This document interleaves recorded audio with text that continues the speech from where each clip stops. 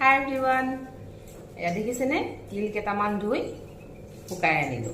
ইয়াত ইমানে ৰ'দ ওলাইছে মানে অক্টোবৰৰ মানে এতিয়া আজি ইমানে ৰ'দ ওলাইছে 5 মিনিটত ধোৱা তিল শুকাই গ'ল। এয়া তিলৰ লগত মই মাছ নিমখ হালধি সানি থৈছো। তিলৰ লগত মই মাছ বনাম। আহক কেনেকৈ বনাও চাব আপোনালোকে। প্ৰথমতে মই শুকান কেৰাহীখনতে তিল কেইটা অকমান দেই ভাজি লম। ধুনীয়াকৈ তিল কেইটা অকমান দেই 2-3 মিনিট মান ভাজি লম। এটা ধুনীয়া গোন্ধ ওলাব তেতিয়া নমাই দিম। এয়া দেখিছেনে তিলবোৰ ফুটিছে। এতিয়া এইখিনি মই নমাই ঠাণ্ডা কৰি লম। এতিয়া সেইখন কেৰাহীতে মই তেল দিলো মিঠাতেল। এতিয়া মাছখিনি ধুনীয়াকৈ তেলত ফ্ৰাই কৰি লম।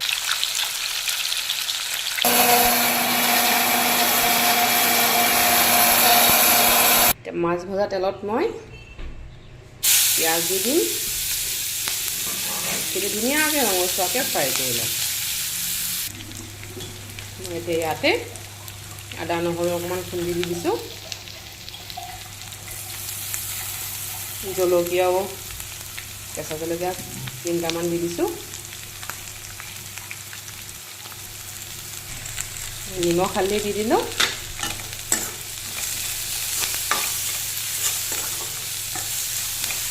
আমি এতিয়া ইয়াত সৰু সৰুকৈ কাটি লোৱা বিলাহী দুটা দি দিম।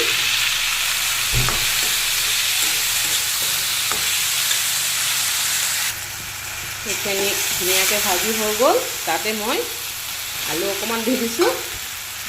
মই সৰু সৰু দুটা আলু ভাততে দি থৈ দিছিলোঁ। আলুখিনি ধুনীয়াকৈ ভাঙি ল'ম।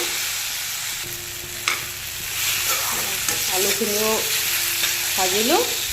তাতে মই এয়া গোটেইখিনি নিদিওঁ, অকণমান পিটিকা বনাম। পিচি লোৱা তিল দি দিছোঁ। এইখিনি অকণমান দেৰি এনেকৈ ভাজি ল'ম।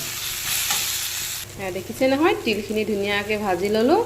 মই এফালে পানী অকণ গৰম কৰিছিলোঁ। গৰম পানী ইয়াত ঢালি দিম।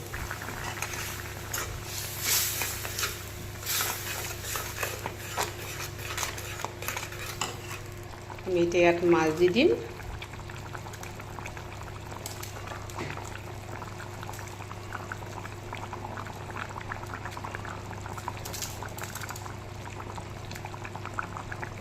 আৰু ইয়াত ঢাকন মাৰি লগাই থৈ দিম। এয়া একেবাৰে ৰেডি তিল মাছৰ জোল। মই ইয়াতে ধনিয়া অকণ দি দিছোঁ।